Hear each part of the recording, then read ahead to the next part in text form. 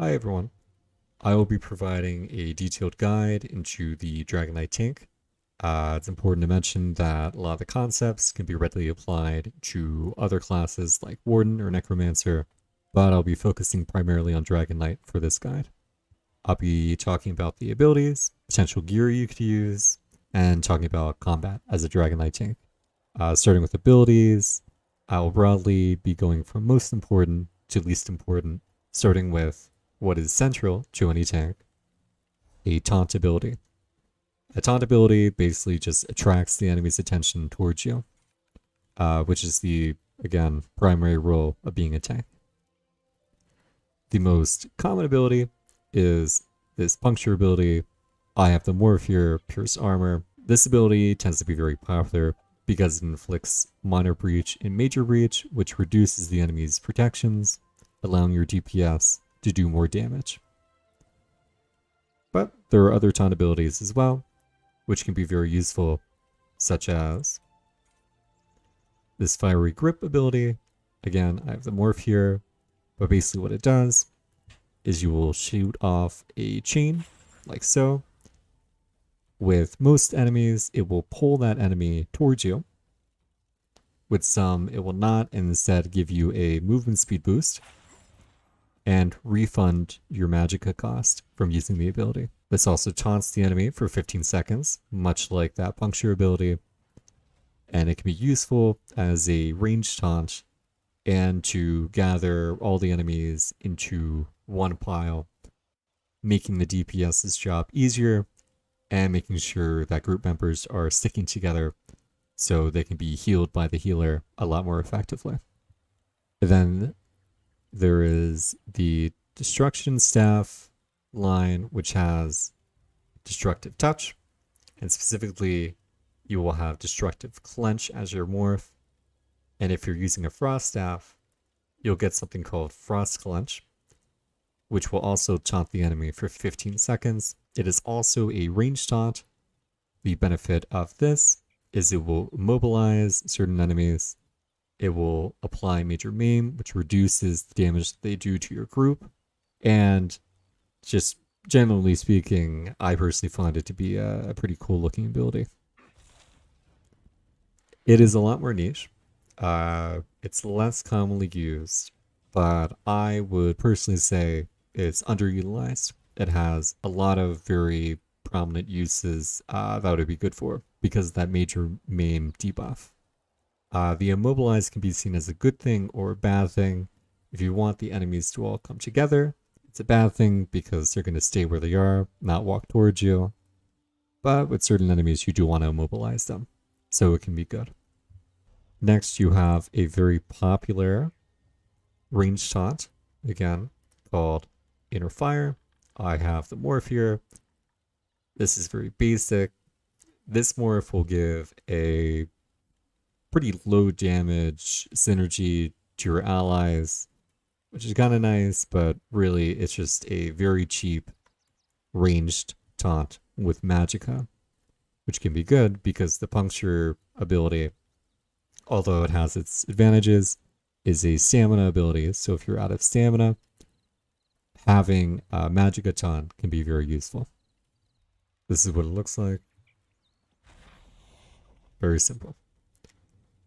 The last taunt ability is this one, Super Bullets. It is specifically a morph of this ability, which I don't have because as Dragonknight, it is not going to be particularly useful because it does the same thing as this ability, except it doesn't provide the same benefits. It pulls them towards you, taunts them, but doesn't have any of the additional things which I think really help make the Fiery Grip ability a lot better as an option. But it is an option. So those are your options for the taunt abilities. The second most important thing as a tank is keeping yourself alive. So heal abilities, starting with those. Your first healing ability is going to be here. This is going to be your primary healing ability in terms of burst heals, because when you are low on health, this really provides a very significant heal.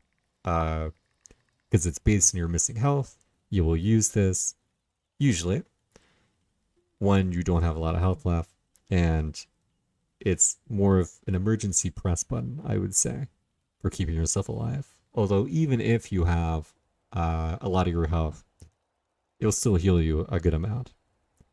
The downside is it costs a lot of magicka, so you can't just be constantly using it, but it is a really great heal.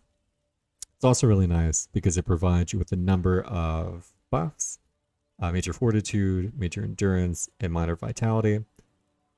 The health recovery is not going to help much. Stamina recovery can be kind of nice, although stamina recovery is shut off when you are blocking.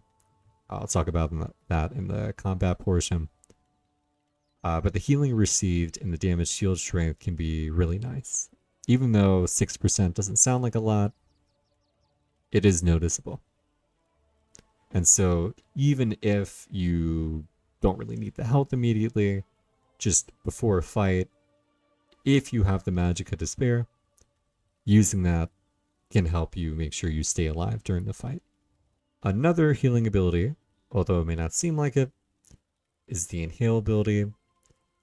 It is a morph of this ability that will basically interrupt all of the enemies around you and heal you. The heal isn't that great, but it's 112% the damage caused. But it is something, and if you need to interrupt enemies, again, with the morph of this ability, it can be nice. The next ability is Meditate, or I have the morph here of Deep Thoughts. This one is a DLC ability, so it may not be usable by everyone, but it is a nice healing ability where you will basically go into this meditative stance and you will gain your resources back, your health, your magicka, your stamina at a decent rate. And with the passives in the skill line, I'll talk about passive later, it can be a nice gradual restore your resources before or during a battle kind of ability. The next one, Blood Altar.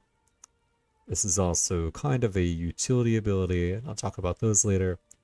But this will apply minor life steal to enemies. It'll give you a small, nice, easy heal every so often when you're fighting. And it also gives it to your allies, which is nice. It's not going to be a major ability in terms of healing yourself, but it is an option. Then lastly, you have Vigor, and I have a morph of that ability here, which also gives you minor resolve, increasing your resistances, so you take less damage. This one is a very nice, not situational heal. Doesn't depend on your missing health, like with Dragon Blood. And so this one you can just use as a heal over time, which is nice, where you might be in a battle and you don't really need a strong heal right now. You might be taking damage over time, but you do want some kind of heal over that period. Pop that, and it's nice and easy. Next, you have a related line of abilities which have to do with shielding yourself. So not healing, but rather just helping to reduce the damage that you take. And so with this, you will have this ability, Spiked Armor, which will give you damage shield. I have Hardened Armor here, which will actually give you a damage shield that is decently large, but perhaps more important, it will give you physical and spell resistance. That is quite nice for reducing the amount of damage that you take. There are a couple of options for giving yourself major resolve, which is this buff, but this is a good option. There is Protective Scale, which is not technically a shield, but functions kind of like one in terms that it reduces your damage taken from projectiles. The morphs don't change the ability that much. It's really this initial advantage of reducing the damage taken from projectiles.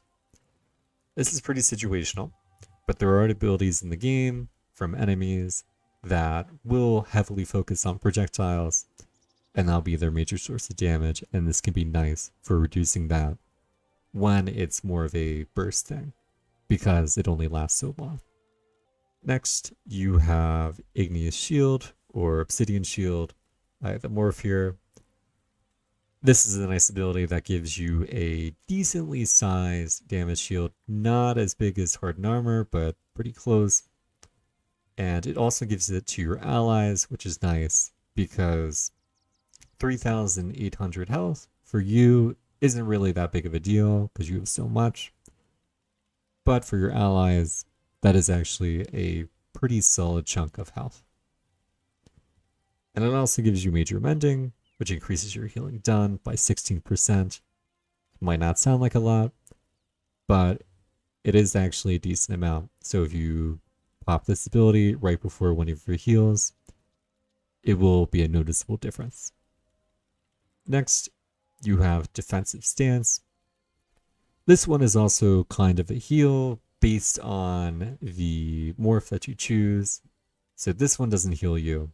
The other one does when you get hit with a projectile. But basically, it'll give you a nice big damage shield. And this morph will specifically also increase the damage you can block and reduce the cost of blocking, which is quite nice. Next, you have Unstoppable, which again, this is not really a damage shield, but it gives you that same major resolve buff. And it can be nice because it grants you immunity to knockback and disabling effects, which with certain enemies that will knock you down a lot can be very nice to prevent the possibility of you being knocked down, not being able to use your abilities, and someone following up with a really heavy hit, which would one-shot you. But the reduction of movement speed by 65% can be quite the hindrance, so you should be cautious using this ability. Next, you have Bone Shield. Bone Shield is going to give you a very large damage shield and also a synergy that your allies can use to give them a rather sizable shield as well. The only downside of this is it is a pretty limited amount of time that you get this shield, 6 seconds, which if you're taking a lot of damage at once, it's no issue, but oftentimes things like to pop their shields and want them to be there for a while for just gradual damage. And this is not what that ability is for. Lastly, you have your quote-unquote utility abilities.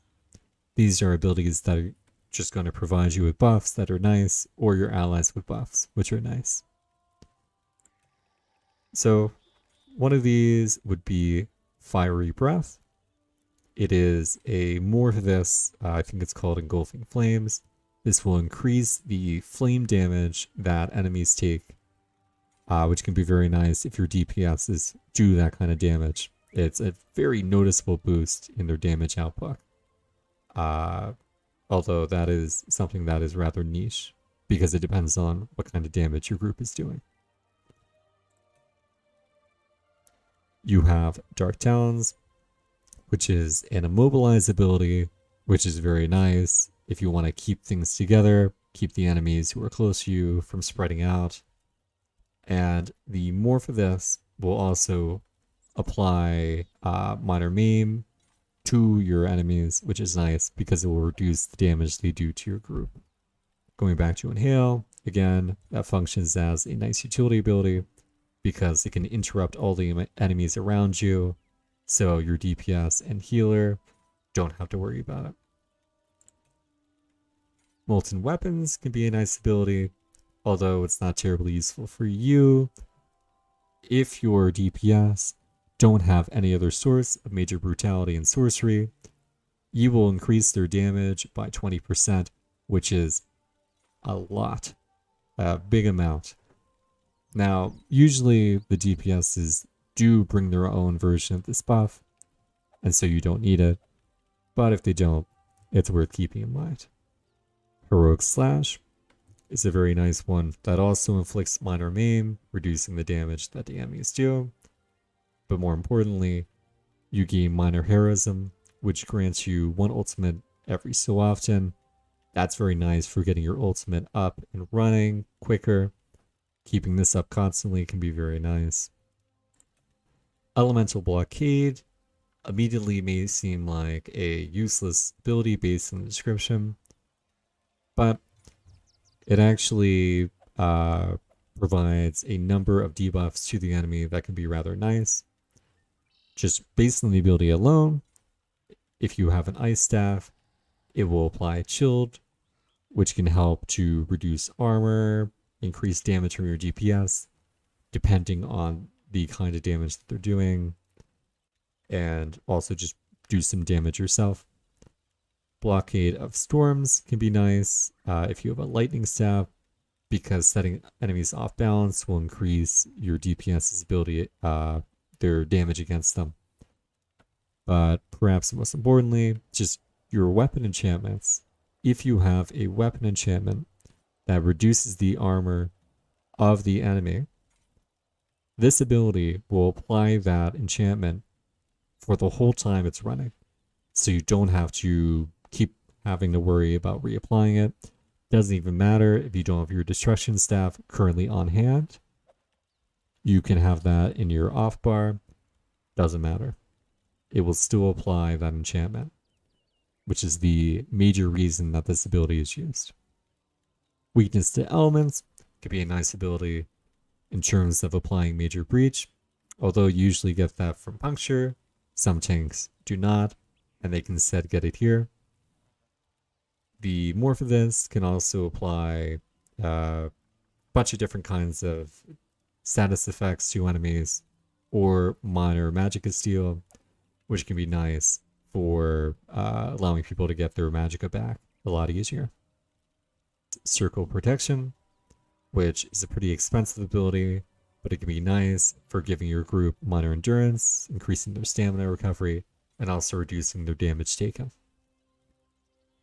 Equilibrium, or as I have the morph here, Balance, Spell Symmetry is the other one. This is another source of major resolve that some people choose to use.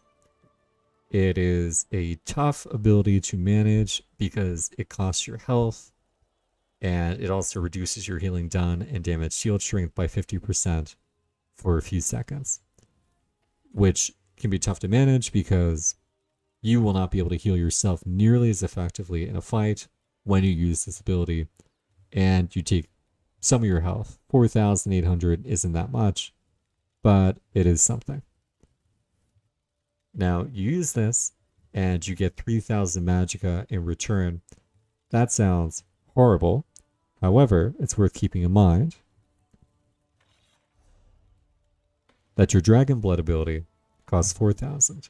So you almost restore the same amount that ability costs, such that if you use Equilibrium twice, you will have much less health, won't be able to heal yourself as effectively, but you'll have more than enough mana to use this ability, which, due to how potent it is, will actually, independent of all the debuffs that you have and the health that you lost, heal you more and give you these additional buffs. So it can be rather nice, but it is risky. And it does make you somewhat depend more on your healers when you use them, which in a group that is not pre-organized, also called a pug, that can be risky. For a Stygic Order, you have an ability called Time Stop.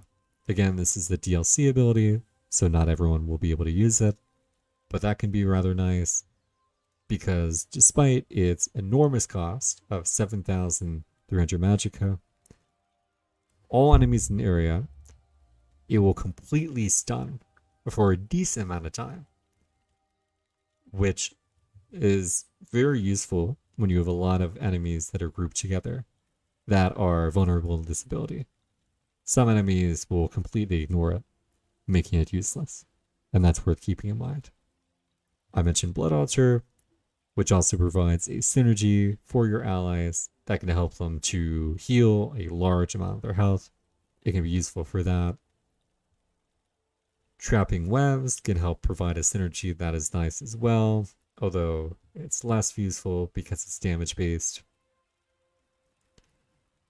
Necrotic Orb can be very nice in terms of the Morph, which is Healing Orb. It provides a nice heal for your allies and a synergy, which is always nice.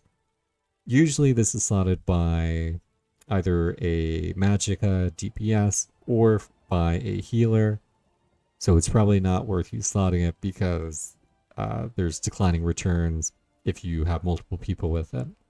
But if no one has it, it's worth keeping in mind. This is a similar use case as this ability in that it will apply an enchantment on your offhand weapon for the entire duration of this ability going off. That's the primary use. It does reduce movement speed. That can be useful, but that's primarily what it's used for. Purge is an extremely expensive ability, just like Time Stop, but it can come in handy if you have to remove a very potent negative effect from yourself or your allies. Certain fights, you will have to have this because the kinds of debuffs that certain bosses can apply to you are, in fact, lethal. And if you don't purge them, you will die.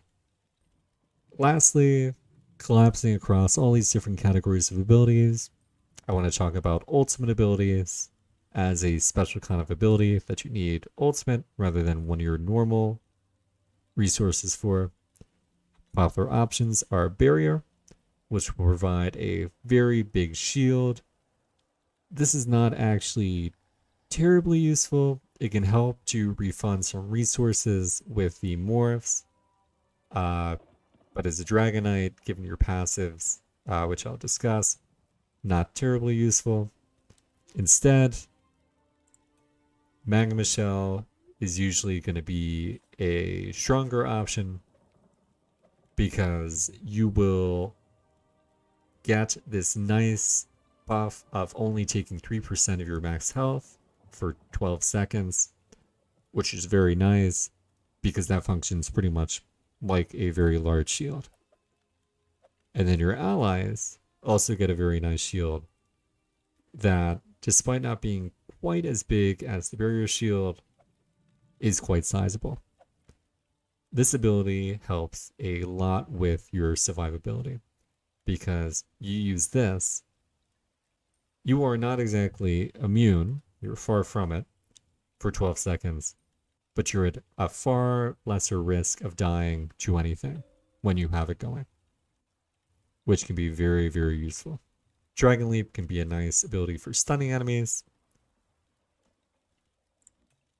Dragonknight Standard can be nice in terms of reducing healing received and damage shield strength of the enemies that are around you. That's pretty situational. Synergy can be nice. The morphs of this can help to just generally reduce the damage that you take as well, which can be nice, although it won't reduce the damage as much as Magma Shell. Then lastly, you have Warhorn, which will increase your group's resources or their max resources by a small amount, though 10% is noticeable, for 30 seconds. More importantly, it'll provide them with a buff called Major Force, which will increase their critical damage by a good amount for 10 seconds.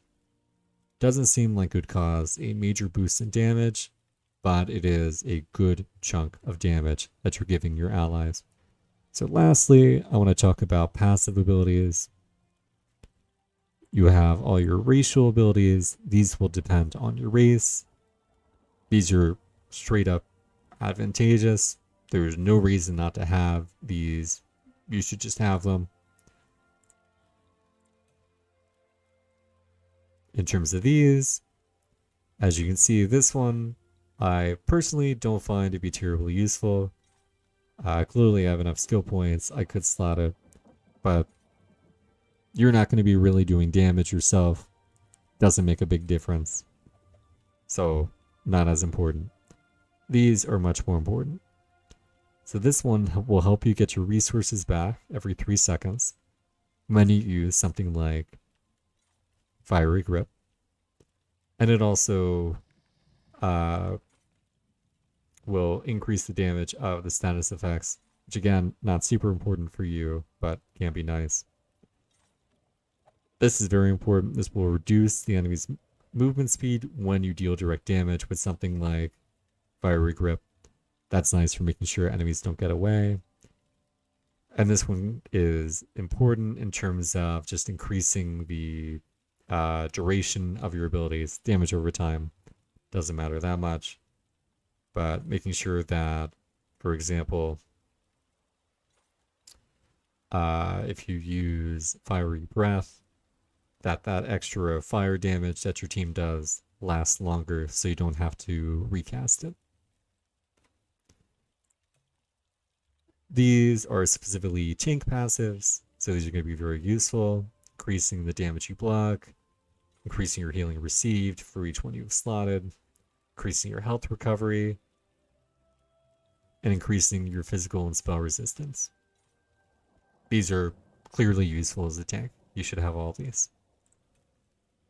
This one is the second most important ability that you have as a Dragonknight tank, because it will increase the duration of these abilities by 20%, which for Ignis Shield, increasing the major mending buff isn't that important. But if you use Magma Armor or Magma Shell, it is extremely important to have that extra 2 seconds on your ability. So 10 seconds versus 12 seconds. Because an extra 2 seconds of having your damage reduced so much is very, very useful. This is the most important ability. So this is really what makes Dragonknight tank probably one of the best, if not the best, tank class. When you cast your ultimate ability, you restore all of your resources for each point. If you have even an ultimate that doesn't require that much ultimate points, doesn't matter. It's going to pretty much fully restore all of your resource bars.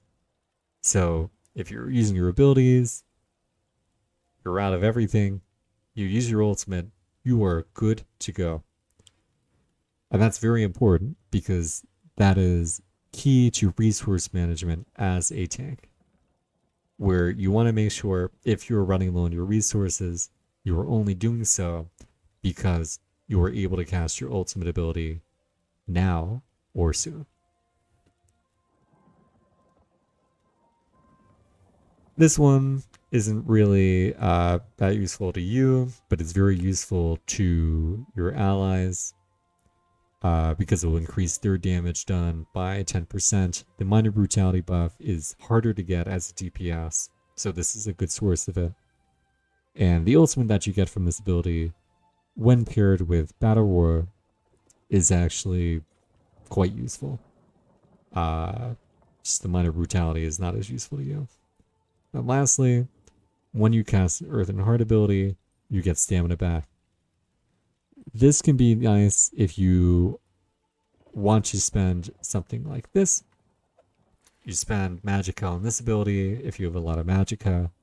And even if you don't need the shield or the major mending, you just keep using this ability if you're low on stamina to help you get your stamina back faster. Other useful passives are just your weapon passives, where if you're using a one-handed shield, you want all these because they're going to reduce the amount of damage you take, the amount of damage you can block, make bashing cost less, all that. If you're using destruction staff, again, having all these is very nice. These are just going to increase the chance of applying status effects, which can help increase damage of your group, help to restore magicka to you. Most importantly, if you're using an ice staff as a tank, it will reduce the cost of blocking and increase the amount of damage you can block, much like you have in the passives of One Hand and Shield. So this is pretty much a substitute for that. And some people like to use One Hand and Shield. Some people like to use Destruction Staff as their primary mode of tanking, like their main bar of tanking. It's up to you. You will have your heavy armor passives. You should have all these. These are going to increase the amount of resources you get back when you heavy attack, for example, and just increase your healing, your health, all that. If you have any medium and light armor, you should have these as well, because they'll help you get stamina or magicka back faster. World abilities are generally just going to be things that are useful outside of combat, so you don't have to worry about those. The Fighters Guild passives can be slightly useful, specifically in terms of Banish the Wicked, because you'll get some ultimate whenever you kill an enemy, but it requires that one of these abilities is slotted, and you might not want to do that. This also depends on you having abilities from the skill line slotted, but if you do, these can be very nice in terms of reducing the cost of the abilities, increasing the duration, for example, of that major result buff, and increasing your max magicka, and magicka recovery. Again, depending on the skills being slotted, but these can help reduce damage as well. For example, when channeling an ability, when you're using, for example, meditate, if you use this in the middle of combat and you have this, you're much less damage because you're reducing your damage taken by 30%. And Daunted passives are very nice. They provide minor buffs, but noticeable buffs in terms of when you activate a synergy, getting your resources back, and wearing different kinds of armor, heavy, medium, light, give you max resources. So that's a broad summary of the abilities. Now I'm going to talk briefly about gear. I will not be showing you every gear set, but I'll be showing you some of the most important ones in terms of their popularity, and also be discussing some that I might not have on hand. So starting with the sets I have currently, these are less frequently used, but can be very useful, where you have a dragon set, which will reduce the cost of your ultimate abilities. That'll be nice, because as Dragonknight tank, again, when you use your ultimate, you get resources back. Now, when your ultimates cost less, you get less resources back, but ultimately it doesn't matter that much. If you are, for example, just constantly using Magma Shell to keep yourself alive, being able to do that faster is nice. You have the Arcasis set. This will also help you get your ultimate back faster. This happens whenever you drink a potion. And the fact that it helps your allies as well is nice.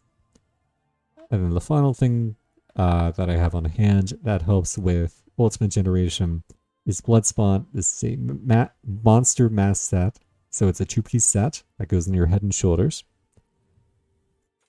This will give you resistances and ultimate with some probability whenever you get hit. And that actually triggers decently often in most fights. And so it'll give you a noticeable increase in the amount of ultimate you're getting and your uptime of that resistance buff. There is another set called Dragon's Rush, which will also provide you with ultimate, as well as ultimate to your allies. That gives you a buff called Major Heroism, which I explained minor heroism before. Major heroism is just more ultimate per second, and you get that whenever you bash an enemy, and that has a cooldown of, I believe, 18 seconds. Looking here, other sets that could potentially be used: Battalion Defender. Whenever you block, you will heal your group. That could be nice. It's not a big heal, for you, but for your group, it's noticeable, and it happens every 1 second, which is nice. There's Crimson Oath. Whenever you do any of these conditions, which are easy to fulfill, you will send out a wave of energy that reduces the armor of nearby enemies. This will increase the damage that your DPS can do by a noticeable amount. It also has a cool effect, which is nice. This is the Drake's Rush kit I was talking about. Turning Tide. This one will cause you to have a buff whenever you block every 15 seconds. And after you have it, you can bash and apply major vulnerability to enemies, which increases their damage taken by 10%, which is actually a lot. It's very noticeable. Akatosh is another set that you can use, which when you activate a synergy, you'll send a shockwave that will reduce the armor of people around you. This is similar to the Crimson Oath set, the difference being this is dependent on synergies, which are not always easy to get, and it depends on your weapon damage, which may or may not be a lot. Powerful Assault. Whenever you use an assault ability, for example, that Vigor ability, that's probably the most common one you'd use.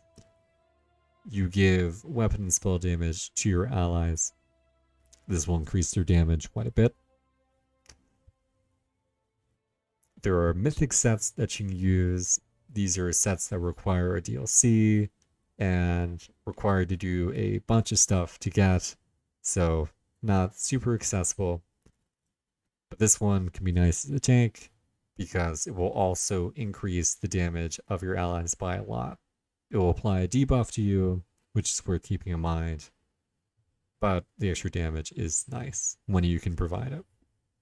And it's only one piece for such a strong buff. That's quite nice. And lastly, you have Yolnarins, Yolnarkans, something like that. I don't know how to pronounce it. But with that one, when you taunt an enemy, you will give your entire group Minor Courage, which increases their weapon to spell damage. This is extremely easy to keep up 100% of the time, and it provides Minor Aegis, which reduces your damage taken, like all the trial sets, the sets you get from trials. This is outdated a bit because if you have an Arcanist, which is the new class in your group, they will constantly provide this buff anyways. But it can be very nice if you don't have an Arcanist in your group. Other sets, off the top of my head, would be Eben. The Eben set will increase the max health of you and your group members by something like 1,000, which again doesn't sound like a lot, but with certain mechanics can make a big difference. And that's much easier to farm, so that's a very popular starter tank set. Although it is very plausible to be used in more advanced groups as well.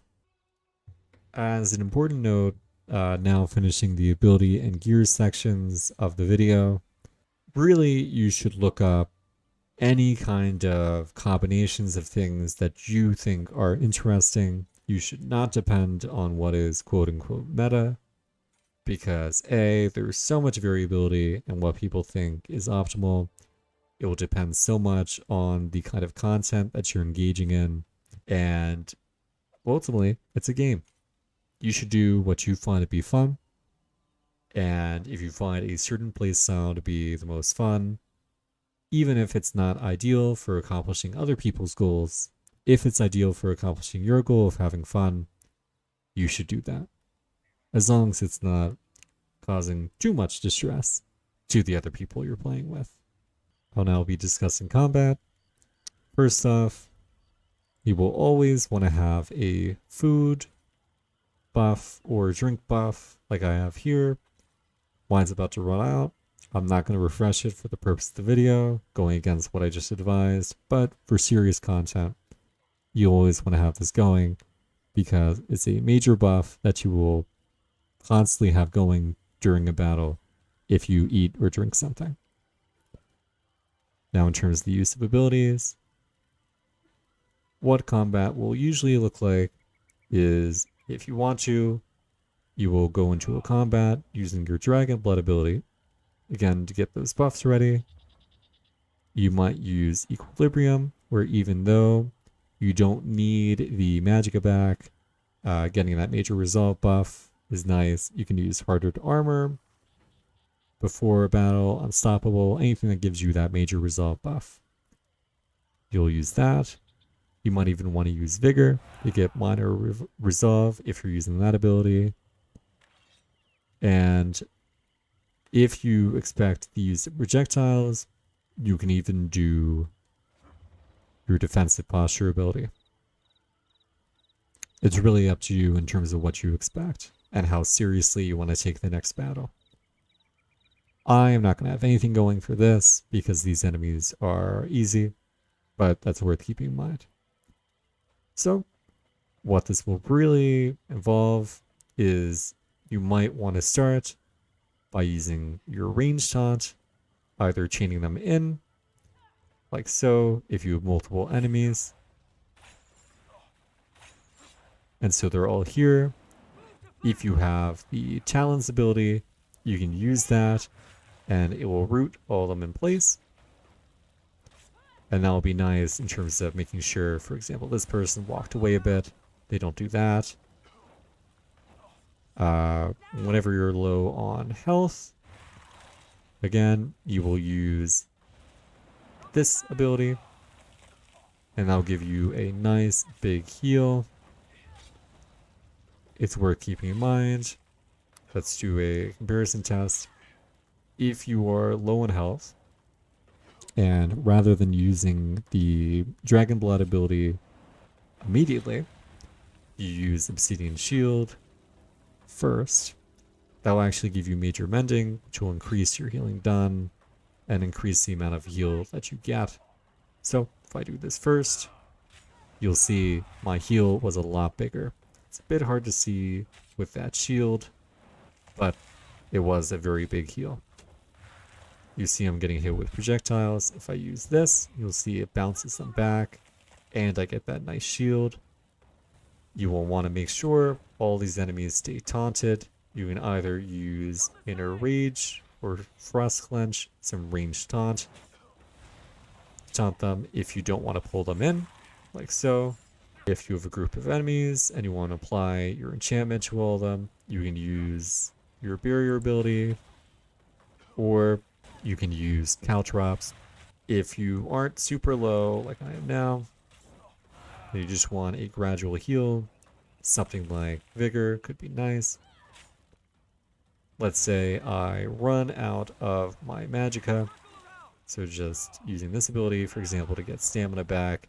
If I'm out of stamina, I can use Balance, get some of that back. You'll see, oh, that took my health away quite a bit. My shield isn't quite as strong, but now that it's been 4 seconds, I'm good to go. So, keep them taunted. Once you pull them in, primarily, you want to use Pierce Armor if you want to apply that armor debuff. Don't have to if you don't want to, but that's what you can do.